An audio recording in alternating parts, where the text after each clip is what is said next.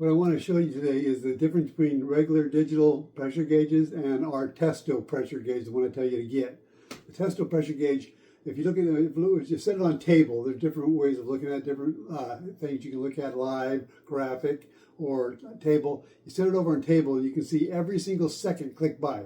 Every second you're looking at it, it's like a watch, tick, tick, tick, it ticks by, bottom left.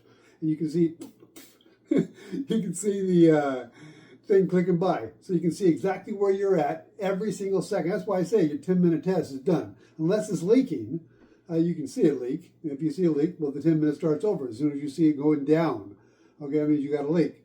But if you don't see a leak, that's why your 10-minute test is done, because it didn't leak in 10 minutes. You got to see every single second of that 10 minutes, and it's not leaking.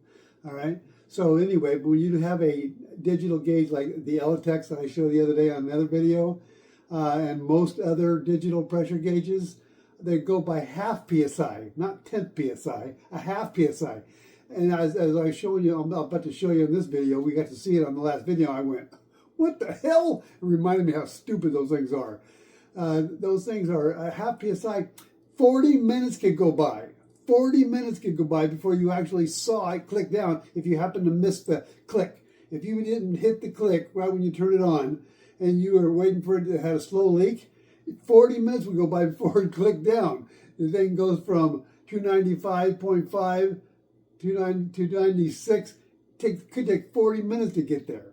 All right, so anyway, the point is don't use those. Use a Testo pressure gauge, and I'll show you exactly why. You'll be able to clearly see it in the video. And my shirt, I'm an HVAC technician, not a magician, but I can see why you might be confused. We changed the climate. Amen to that. Let's get these mini splits installed. Then you would check it again. So the point is you could put it at, did you see it, 297, 296.5? Look at that, 297. That's why I always say I can't stand these gauges, because they don't give you increments of every tenth. It gives you every half a PSI.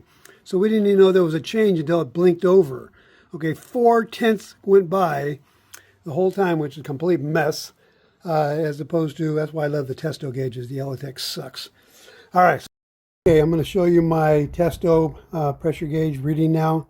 It's 306.5. Look at the bottom left. That's the seconds clicking by. So we know that we're right on target here with 306.6